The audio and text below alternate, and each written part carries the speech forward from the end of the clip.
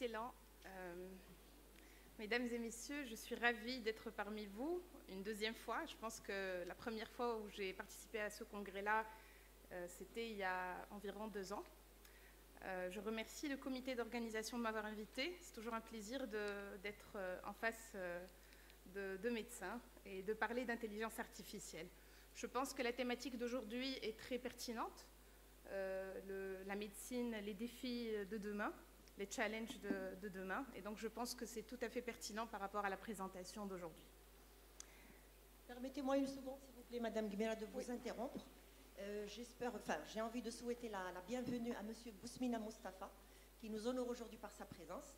Il est président de l'université de l'UMEF, de Robert Fès. Et je remercie aussi, comme je vous remercie tous, Monsieur Driss Sentissi, député de Salé, nous ont fait l'honneur de venir assister aujourd'hui à la 6e édition de POSCA. Vous êtes les bienvenus.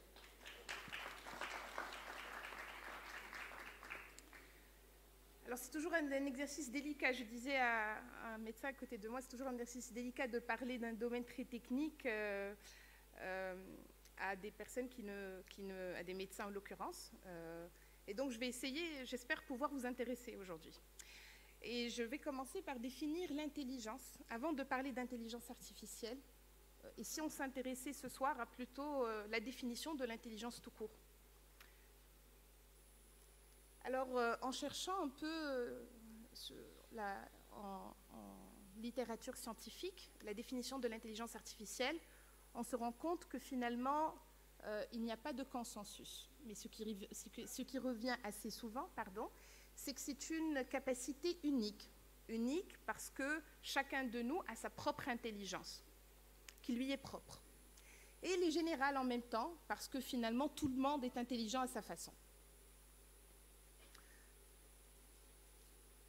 Et quelques années plus tard, en milieu des années 20, donc des années 30, la fin des années 20, un chercheur qui s'appelle Howard Gardner a dit, qui était spécialiste en développement cognitif et qui a étudié beaucoup d'études de recherche scientifique en neurosciences. Et finalement, lui, il est arrivé à la conclusion qu'il y avait une liste de différents types d'intelligence. Au début, il avait établi une liste de 7 intelligences différentes. Et par la suite, c'est devenu 8. Et il a conclu à la fin de son article que finalement, on ne pouvait pas se contenter de 8 et qu'il existe plusieurs formes. Et donc, il avait décidé de laisser cette liste ouverte. Donc, la logico-mathématique, celle qu'on connaît tous en tout cas, la langagière, la visio-spatiale, la musicale, la corporelle, l'émotionnelle, la naturaliste, comme le suédois von Karl Linné, et l'existentielle, comme un Jean-Paul Sartre ou un Dalai Lama peuvent l'avoir. Ce qui m'amène, donc, quand on constate que plusieurs chercheurs dans le monde, à travers les années, ne sont pas parvenus à un consensus sur une définition d'une intelligence, alors la vraie question, c'est comment finalement définir l'intelligence artificielle. Et c'était ça mon objectif ce soir, c'était de toucher un peu plus, de mesurer la difficulté de transmettre une intelligence qui, nous les humains, nous parvenons pas à la comprendre et à la maîtriser entièrement, comment la transmettre à une machine, d'où l'intelligence artificielle. Donc là, je vais vous expliquer très brièvement c'est quoi l'intelligence artificielle et comment elle a évolué à travers les années. Alors, pardon. Tout a commencé avec ce scientifique-là, Alan Turing, qui, vers la fin de la Deuxième Guerre mondiale, il s'est posé une question très simple. Les machines peuvent-elles penser? Il s'est heurté à un mur parce qu'il a compris que ça serait très complexe de décrire la pensée humaine. Il s'est finalement ravisé en posant 2 types d'expériences. La première en 1947, qui dit la chose suivante, très simple. Et si on pouvait, lors d'une partie d'échecs, ne pas pouvoir discerner que l'adversaire est un humain. Donc, une machine qui imiterait très bien le jeu d'un être humain. Ensuite, il a changé ce postulat de départ pour dire une deuxième expérience. Jouant à un jeu de questions-réponses. Et si l'adversaire humain ne parvenait pas à discerner qu'en face de lui, il avait bien une machine, alors on dira de cette machine ou de ce programme informatique qu'il a réussi le test de Turing. Et c'est comme ça qu'est né en 1950 ce test-là en intelligence artificielle. Il est très, très important. Très bien. Je passe à autre chose. Donc, je disais 1950. 6 ans plus tard, les scientifiques de par le monde, en mathématiques et en informatique, se sont réunis aux États-Unis lors d'une conférence à Dartmouth College, au New Hampshire, et c'est les pères fondateurs de l'IA. Ce qui est regrettable, c'est qu'il n'y a aucune femme, mais l'histoire a démontré qu'il y avait beaucoup de femmes qui avaient travaillé dans les laboratoires de ces hommes-là. En tout cas, John McCarthy, la personne que vous voyez à ma gauche, pardon, je voulais utiliser le pointeur. Oh, ok, voilà. John McCarthy, finalement, c'est lui qui a eu cette idée-là, mais à la fin de cette conférence, ils ont dit, c'est à l'issue de cette conférence plutôt, qu'ils se sont tous mis d'accord pour désigner un domaine scientifique nouveau qu'on appellera désormais l'intelligence artificielle. Alors, je pense que vous reconnaissez au moins 2 dates, parce que j'ai parlé pendant 5 minutes. Donc, 1950, le test de Turing, d'Alan Turing, juste après la Deuxième Guerre mondiale. En 1956, il y a eu cette fameuse conférence d'hommes scientifiques qui finalement a conclu la genèse de la terminologie intelligence artificielle. Et par la suite, il y a eu des développements. Le premier, c'est la robotique. Le General Motors, au New Jersey, un fabricant de voitures, a fabriqué le premier robot d'une chaîne de montage qu'on trouve maintenant très ordinaire, qui ne l'était pas en 61. Ensuite, en 64, le développement d'un programme qui pouvait maintenir une discussion en langage humain. Regardez bien, il y a un fait saillant qui va venir juste après. Et ensuite, à partir de l'année 67, il y a eu ce qu'on appelle le AI Winter. En anglais, les mots désignent finalement les choses très simples. Les choses se sont refroidies. Pourquoi les choses sont devenues cold? Parce que il y a eu un désintérêt scientifique. Mais il y a également eu un désintérêt financier. Et donc, on est resté comme ça jusqu'en 97, presque le début des années 2000. En 97, IBM, que peut-être vous connaissez tous, elle a développé un programme informatique qu'on appelle le Deep Blue, qui a joué aux échecs et qui a gagné le meilleur joueur à l'époque.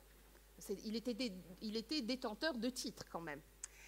Ensuite, au début des années 2010, donc récemment, il y a eu un développement majeur dans ce qu'on appelle une branche de l'IA, de l'intelligence artificielle, qu'on appelle le NLP, qui est le traitement de langage naturel. Et donc, c'est là où, au début de l'année 2011, on a eu Watson d'IBM, qui lui, c'est un programme informatique, c'est un ordinateur qui a gagné à un jeu très célèbre aux États-Unis de questions-réponses. On ne pouvait pas discerner finalement, il a réussi le test de Turing, puisqu'on ne pouvait pas discerner si c'était une machine ou un être humain. Siri, pour ceux qui utilisent ici dans l'audience Apple, Watch ou téléphone ou Mac, le Siri, c'est l'agent conversationnel, c'est la dame qui nous parle quand on dit « Hi Siri ». Et donc, cet assistant vocal a été développé juste après, donc au début des années 2010, il a été développé par une start-up qui a été rachetée par la suite par Apple. Et donc, Siri, au départ, n'était pas d'Apple. Et par la suite, à partir de 2014, il y a eu le développement dans la robotique humanoïde, donc des robots qui ont l'aspect d'un être humain et qui peuvent interagir avec nous. On en retrouve maintenant assez souvent. Je vous dirais que le plus sensationnel, c'est Sophia de Hanson Robotics. Et bien sûr, il y avait beaucoup d'éléments, mais j'en ai choisi quelques-uns.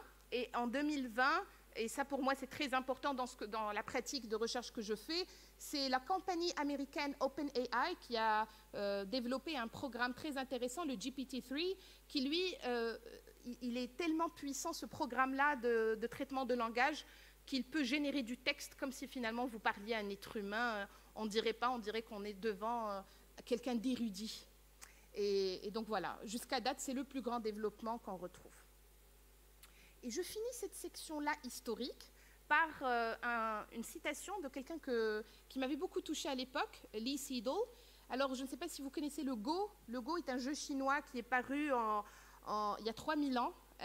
Et c'est un jeu très simple, hautement stratégique, mais quand même simple. deux adversaires avec des boules noires et des boules blanches qui jouent. Et l'objectif, c'est de cerner, c'est un peu identique aux échecs, c'est de cerner son adversaire et de l'encercler. Et il y a le joueur qui détenait 18 titres mondiaux de ce jeu-là, qui est très cérébral. Il a joué contre AlphaGo de Google, un programme, et il a dit à la fin, il a été battu. Et dans la communauté scientifique, c'était un fait inédit. Les gens scientifiques étaient vraiment choqués parce qu'on ne pensait pas qu'on pouvait faire de l'apprentissage sur place. On pensait qu'on pouvait faire apprendre la machine et ne pouvait reproduire que ce qu'on lui faisait apprendre. Donc il a dit la chose suivante, et je conclus. Je pensais qu'AlphaGo, donc le programme, était basé sur un calcul de probabilité et que c'était simplement une machine. Et quand j'ai vu ce mouvement, j'ai changé d'avis. Assurément, AlphaGo est créatif. Bon, très bien. OK. Donc, jusqu'à date, je pense que l'intelligence artificielle, ça va. Et finalement, ces chiffres-là, je pense que vous vous demandez pourquoi elle parle de données. Parce que sans les données, l'intelligence artificielle ne vaut rien. Et donc, il y a eu quelque chose qui a finalement réchauffé le AI Winter, notamment ces dernières années, c'est le nombre phénoménal de données qu'on produit. Lorsque vous prenez des images, comme aujourd'hui, lorsque vous envoyez du texte, lorsque vous créez des vidéos, tout ça, c'est des données qu'on crée collectivement. L'humanité, en 2005, elle a créé 130 exabytes. Et c'est allé en exponentielle croissance jusqu'à atteindre 41 000 exabytes en 2020. Bon, c'est énorme. Alors du coup, vous vous posez la question peut-être, d'accord. Moi, je fais un petit exercice, j'ai mis ces chiffres-là sur une courbe. Bien sûr, l'allure était très facilement prévisible, une allure exponentielle, mais ce n'est pas ça mon objectif aujourd'hui. Qu'est-ce qui arrive lorsqu'on superpose la connaissance du scientifique aujourd'hui? Nous, les scientifiques, spécialistes de l'intelligence artificielle, nous sommes capables de traiter 5000 exabytes seulement. Et les machines, les plus puissantes qu'on ait, excepté l'ordinateur quantique, on est capable de traiter 12 000 exabytes. Et du coup, quel est le rôle de l'IA dans tout ça? Eh bien, l'IA, c'est ce qui permet d'utiliser ses capacités limitées, autant humaines que matérielles, et qui nous permet d'utiliser l'ensemble des données que crée l'humanité à l'aide des modèles d'apprentissage profond et d'apprentissage par renforcement que les scientifiques développent. OK. Et là, j'arrive à ce qui vous intéresse aujourd'hui, certainement, qui est le rôle de l'IA en médecine. Alors, les systèmes de santé dans le monde, on peut se mettre d'accord très facilement sur le fait qu'ils veulent améliorer l'expérience des soins, améliorer la santé de leur population, améliorer votre vie professionnelle, donc la vie professionnelle des prestataires de soins de santé, et diminuer les coûts de santé par habitant. Et l'intelligence artificielle intervient à un moment où la médecine cherche à accomplir ce quadruple objectif. Comment? Donc, ce que j'ai décidé de faire ce soir, pour changer d'il y a 2 ans, c'est de présenter, parce que les choses ont évolué également entre-temps, c'est de présenter des articles scientifiques d'équipes brillantes un peu partout dans le monde qui ont su appliquer l'intelligence artificielle en médecine et qui ont prouvé la supériorité ou l'utilité en tout cas de cet outil. Alors, je commence par la Corée du Sud. La Corée du Sud, en Corée du Sud, dans l'université de Séoul, une équipe de chercheurs ont utilisé des algorithmes d'intelligence artificielle pour détecter des maladies à partir de radiographie thoracique. D'après mes recherches et d'après mon expérience, le traitement d'images, c'est certainement le champ d'IA qui est le plus utilisé en médecine jusqu'à date. Détecter le cancer dans les mammographies. Des chercheurs de l'université de Cambridge en Grande-Bretagne et de l'université de New York aux États-Unis ont utilisé des réseaux de neurones, donc c'est une technique d'apprentissage d'intelligence artificielle, pour détecter le cancer du sein à partir de mammographie, encore de l'imagerie médicale. En Israël, cette fois, une équipe de chercheurs ont pu quantifier, grâce à des réseaux de neurones à convolution, donc c'est un type de réseau de neurones qui traite très bien les images, à quantifier la quantité de dépôts de calcium dans les artères coronaires pour prédire le score d'Agatston à partir de n'importe quel scanner thoracique sans contraste. Vous voyez que je lis mes diapos parce que je n'ai pas envie de dire une bêtise devant des médecins comme vous aujourd'hui. À Berkeley, en Californie, des chercheurs ont développé un algorithme pour la prédiction précoce de la maladie d'Alzheimer. Cet article, je l'ai lu avec grand intérêt parce qu'ils ont trouvé une spécificité, donc c'est une mesure, une métrique de performance de 82%, c'est-à-dire les vrais négatifs. Et la sensibilité en intelligence artificielle, à 100%, ça veut dire les vrais positifs. Donc, c'est des mesures de performance de l'algorithme. Et plus que ces performances qui sont très honorables, on retrouve que cet algorithme prédisait la maladie d'Alzheimer 75 mois avant le diagnostic final, presque 6 ans avant. Et je pense, l'avant-dernier, en Allemagne, des chercheurs ont entraîné des algorithmes à convolution, des réseaux de neurones, sur plus de 15 000 images dermoscopiques. Et ces images-là, pour les intéressés, sont en open access. Ensuite, ils ont utilisé 100 images pour comparer l'algorithme. Donc, l'algorithme a appris sur 15 000 images. Ensuite, sur 100 images, on a comparé la performance de 157 dermatologues de différentes expériences, passant du résident au plus expérimenté. Et cet algorithme a pu dépasser 136 des 155 dermatologues. Et cette année-là, alors attendez, je ne sais pas si la date est visible, mais en tout cas, j'ai essayé, je pense, oui, c'est ça, en 2019, j'ai essayé de garder que les articles les plus récents.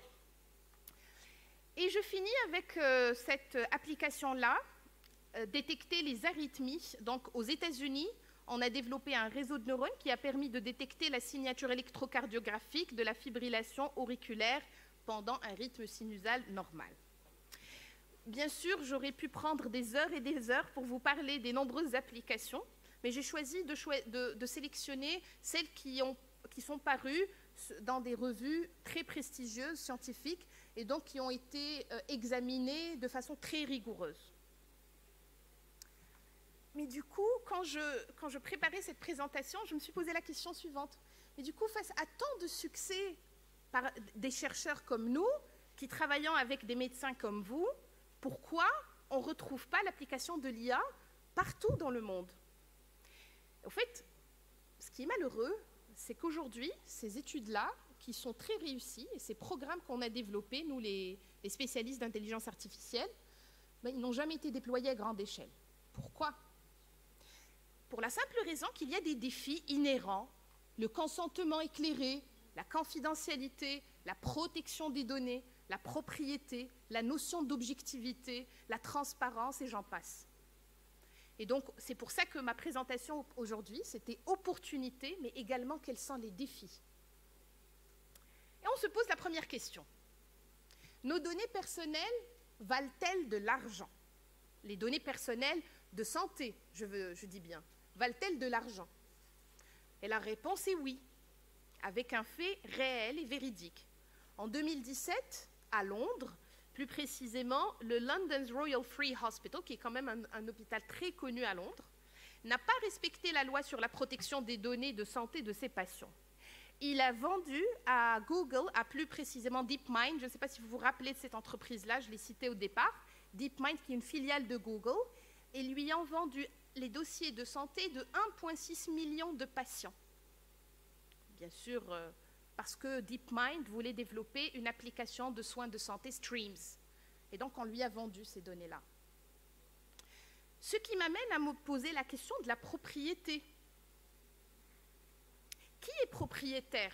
Si demain, le Maroc se mettait, ou tous les pays se mettaient à sauvegarder les données de santé de leurs patients, des citoyens, qui en serait propriétaire? Je n'ai pas de questions, mais j'ai quelques pistes de réflexion ce soir. La première est l'exemple du Canada. Alors, la réglementation au Canada, elle est très simple. Elle dit que les fournisseurs de soins de santé sont dépositaires des données de santé des patients, mais il n'en demeure pas moins que les patients restent propriétaires de leurs données de santé.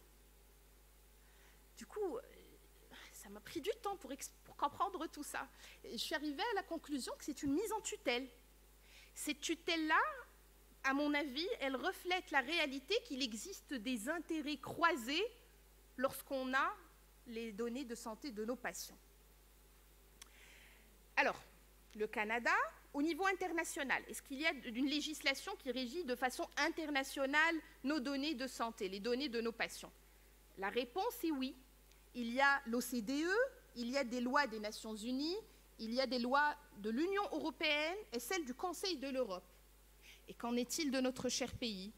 Le Maroc a fait des percées dans ce domaine, la protection des données à caractère personnel.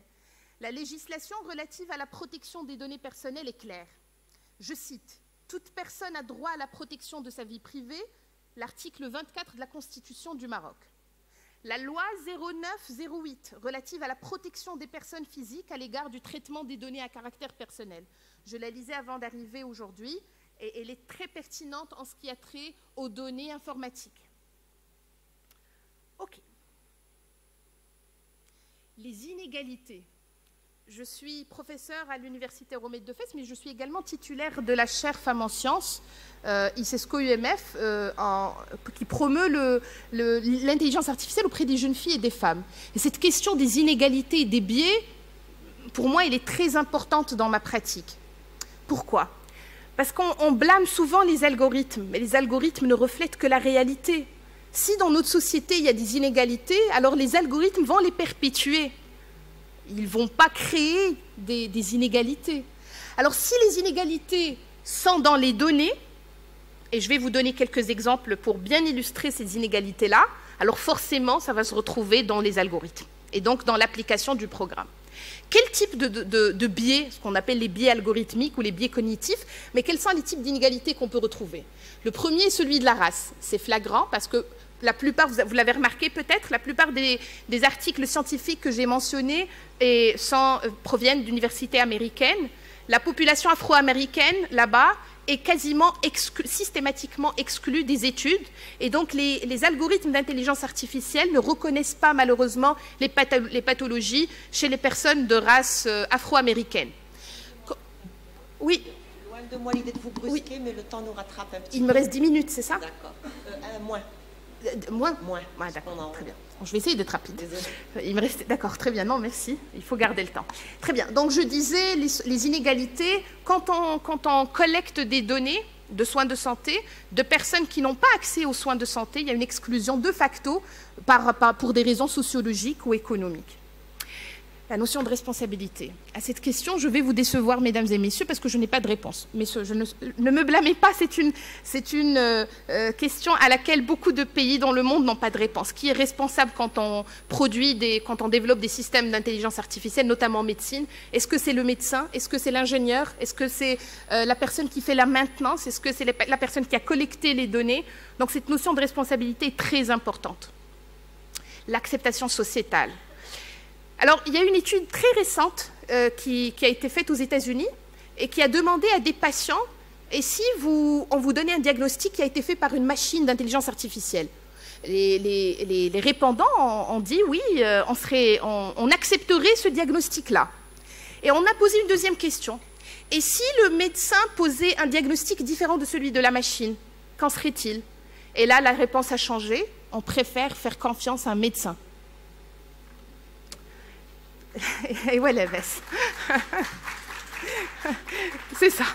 C'est ce que j'ai entendu. Très bien. L'acceptation sociétale. Je plaide en faveur d'une formation auprès, et c'est pour, je pense que c'est très intéressant d'avoir beaucoup de parties prenantes dans une formation, parce que l'acceptation sociétale passe par la formation initiale et la formation continue. Je donne l'exemple de la formation des médecins. Moi, je suis professeure dans une école qui est vraiment très, très unique en son genre dans la région. C'est une école qui est dédiée entièrement à l'intelligence artificielle. On fait de la réalité virtuelle, de la réalité augmentée, du développement d'algorithmes. Et tout ça, on arrive à l'exploiter en médecine. On arrive à générer, à l'aide de réalité virtuelle et réalité augmentée, des human bodies, des corps humains, où on peut voir, on peut l'imaginer très facilement dans un TP de médecine, un étudiant qui a accès à ça. On développe, on fait de la recherche fondamentale, de la recherche appliquée. Ce que vous avez vu tout à l'heure, le traitement d'image, nous le faisons. Nous le faisons en agriculture, nous le faisons dans le médical, nous le faisons dans plein de domaines. Donc je pense que communiquer avec ces écoles-là, updater, donc mettre à jour la formation est très importante. L'acceptation sociétale passe également par la création de comités d'éthique indépendants qui puissent suivre le processus du développement de la collecte des données jusqu'à l'application des systèmes basés sur l'IA au sein des hôpitaux et au sein des cabinets. Je finis par ça.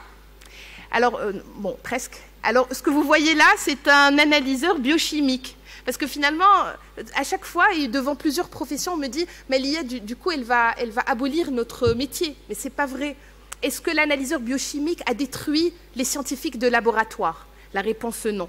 Mesdames et messieurs les médecins, je pense que l'IA favorisera une refonte de votre rôle et de votre pratique quotidienne.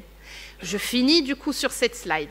C'est en anglais, le jeu de mots est plus intelligent en anglais. Change is a chance. L'IA est un changement dans notre vie, dans notre pratique. Et si on substituait le G par un C, je pense que définitivement l'IA est une chance pour faire mieux, pour faire autrement.